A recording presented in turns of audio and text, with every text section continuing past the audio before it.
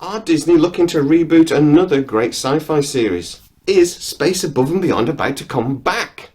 Welcome to Sidetrack, your sci-fi TV and movie channel.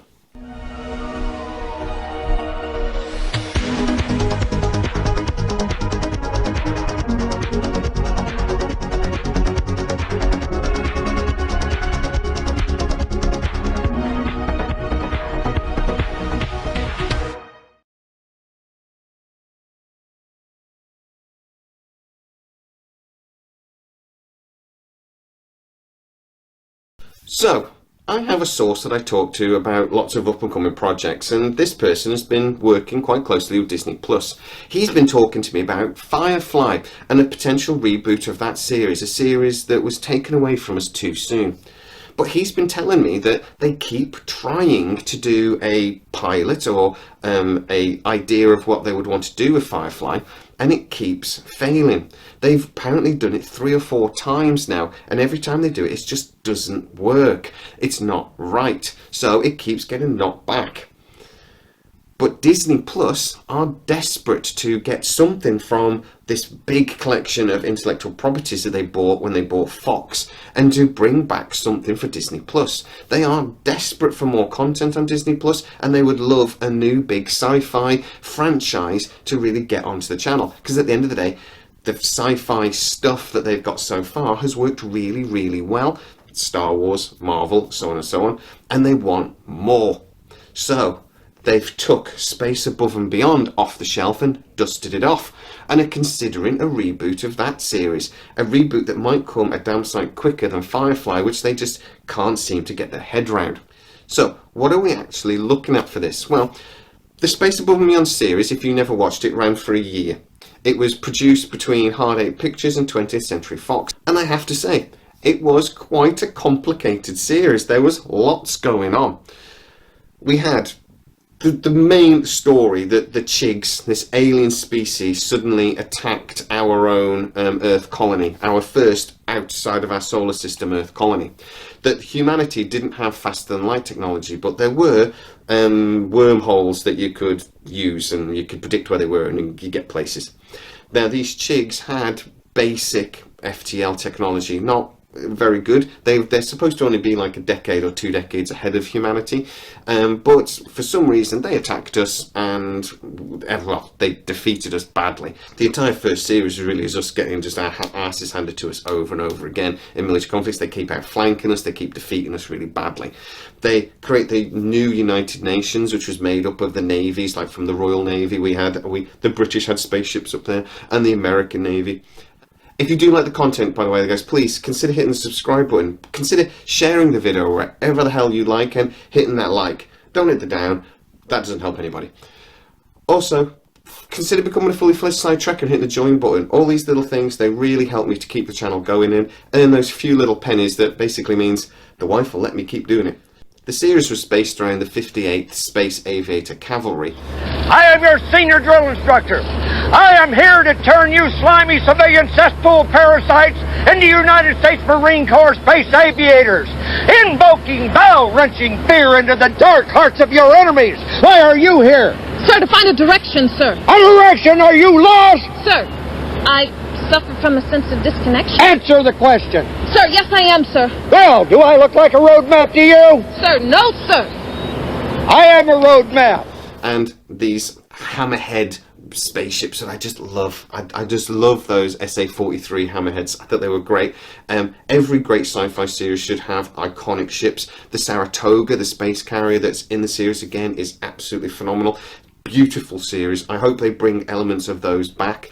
I keep talking about how like they're doing a Buck Rogers reboot. I really want to see the Thunderfighter back. This is the same for that. The Hammerhead was a great looking ship, and they've got to bring it back.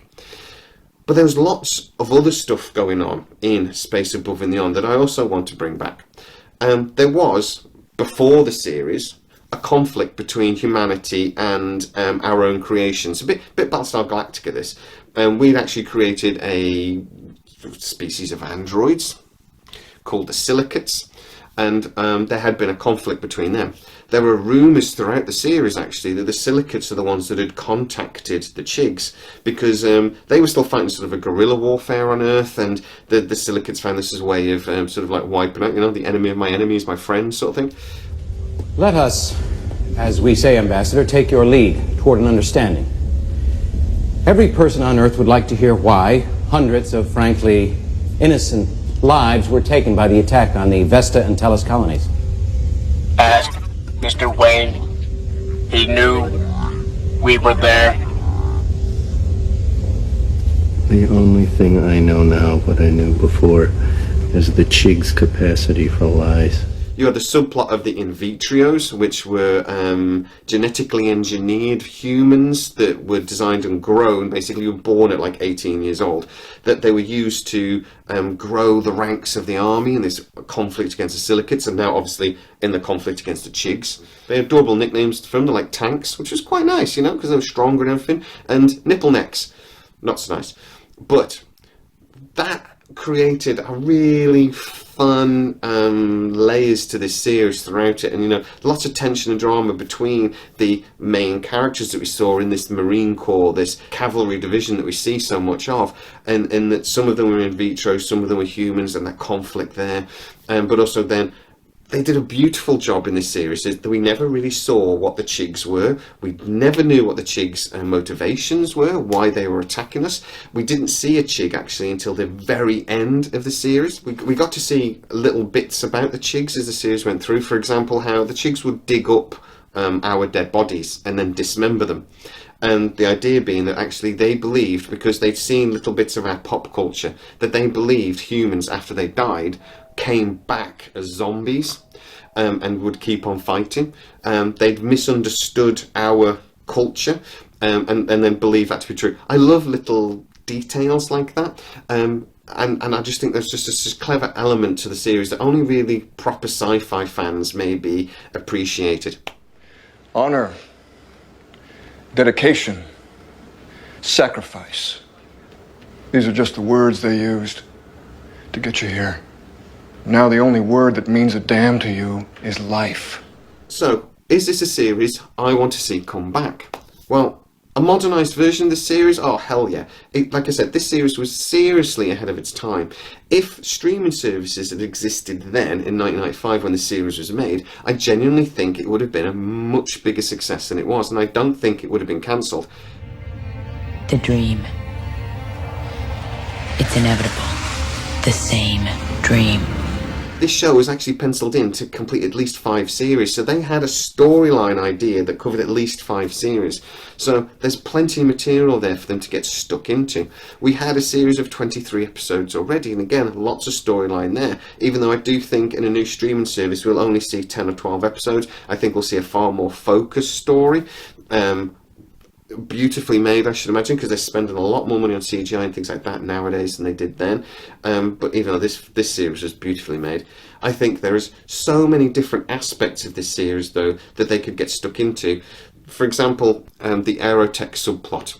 Aerotech in this universe is sort of like Google or Microsoft or SpaceX. They're one of the biggest industrial military complexes on the planet at the time. They make all the weapons, they build the hammerhead and so on and so on. In this, we find, during the first series, we found out that they were actually potentially aware of the Chigs and didn't tell anyone. They had very much a corporate attitude rather than saving lives. And they were actually in league with this new UN. There's just so much conspiracy and political intrigue as well, which is a really interesting subplot.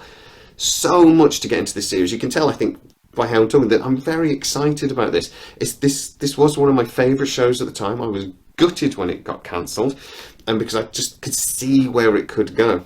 I should also say that the original series, in the UK at least, is available on Disney Plus, so you can go back and watch it.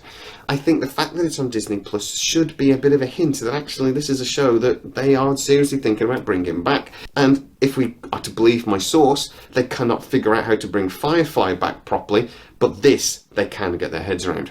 So we might actually see it sooner rather than later. Please get us the comments and tell me exactly what you think. Is this a show you want to see come back? Do you think it has potential? Also, if you are new to the channel, please like, subscribe, hit the bell notification, thumbs up, thumbs down doesn't help anybody. And if you do like the material I produce, then please consider becoming a fully fledged side tracker. Hit the join button. Every little contribution helps me to keep this channel going.